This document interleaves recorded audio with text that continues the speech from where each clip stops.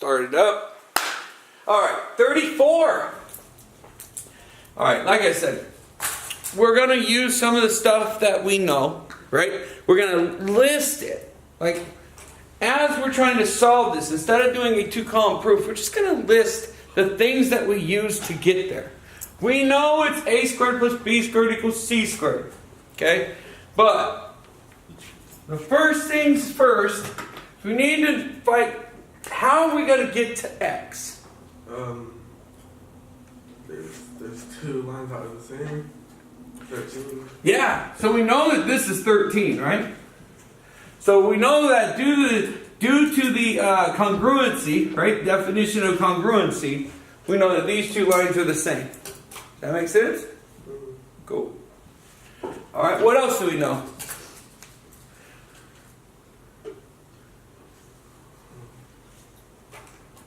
We do know also that this is perpendicular, right? Okay? And that these are congruent, so these are congruent, right? Okay? All right. Now,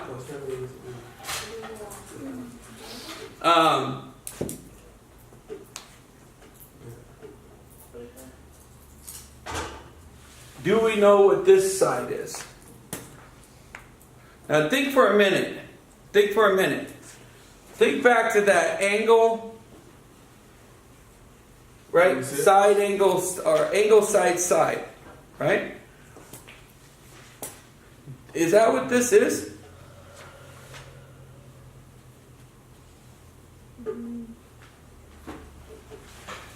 Yeah. Right? Well, not necessarily yet, right? We'd have to know that this is congruent first. But because these share, this is a side, right? That shares. Now all of a sudden we have angle, side, side, right? So now we know that with angle, side, side, that these two are congruent. That these two triangles are congruent, right? So then with CPCTC, we know that this is the same as that. Does that make sense? We didn't even have to do the math. We know this has to be 5 because of the congruent parts, corresponding parts of congruent triangles are congruent, right? So we know that these are both 5 because these are both 13, and these have to be congruent because of angle side side, and this is a right triangle, right? Because it's a right triangle, ASS works. Right? And because ASS works, then the CPCTC works. Right? Okay, so we were able to come up with this. Alright?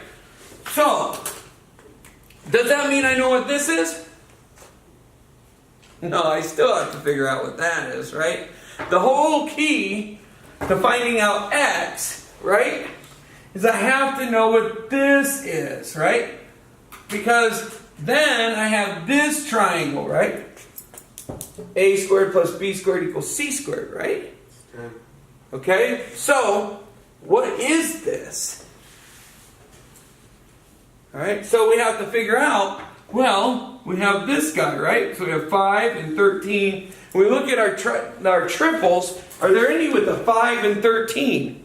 12, yeah. Yeah, and that's what's nice.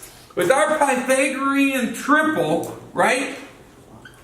It tells us if this is 13 and this is 5, this has to be 12. Now we could do the math and go 5 squared is 25 and 13 squared is 169 and 169 minus 25 is 144, and then the square root of 144 is 12.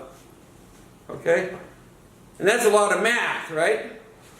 Or we can use our Pythagorean triple to prove that this has to be 12. Right? Because of the 5, 12, 13. Does that make sense? So it's really important that you know these.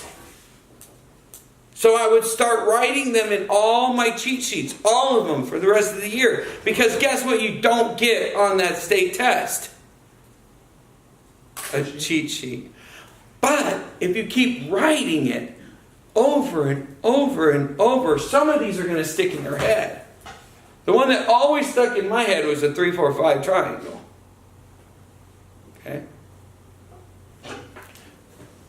All right? All right. So, we know that this is 12. We know that this is 20. Let's think for a minute. Does 5 go into 20? Mm-hmm. How many times? 4. So that's 4 times 5, right? Does 3 or 4 go into 12? Both do, right? Now, this looks like the smaller side, so we probably want to use 3, right? They could be messing with us, but it looks like it's 3 times 4, right? So 3 times 4, or 4 times 3, right, is 12. That means that this side, if it's a 3, 4, 5 triangle, this would be 4 times 4, which is how much? 16. So with our other Pythagorean triple, right, we're able to prove that this is 16. And then if we go all the way back to chapter 1, we know that with our segment addition postulate, right, that 5 plus x equals 16, then x has to be what? 11. And actually, that turned out really easy. How'd you get 4 times 4?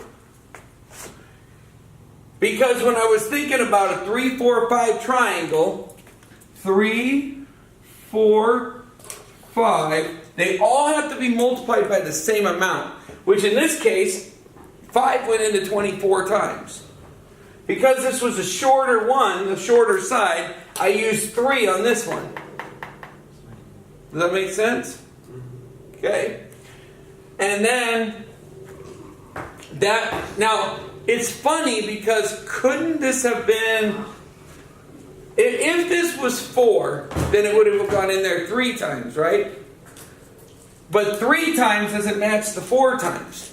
So they have to go in the same amount. So it's 4 times something, 4 times something, and 4 times something. And as long as you have that 4 times something that matches your Pythagorean triple, then you know it's a 3, 4, 5 triple. Okay? Now we could have done 12 squared plus x, or x plus 5, right, squared. And that would have been nasty. That would have been nasty, right? Why not just go, instead of x, we just go a squared equals 20 squared, right? That would have been a lot easier. See what I'm saying? And then this is 144, and this is 400, and then we subtract it, and so a squared is equal to 1. What is a squared equal to? 256? Right? And then we square root it, and then that's a equals 16. And then you would realize, oh, this is 16 minus 5 is 11. Okay? Now what they wanted you to do was plug in that x plus 5 squared, and then turn this into a quadratic formula, and then factor it. That's way complicated. Doesn't need to be that complicated. In fact, we were able to solve it with not doing hardly any math.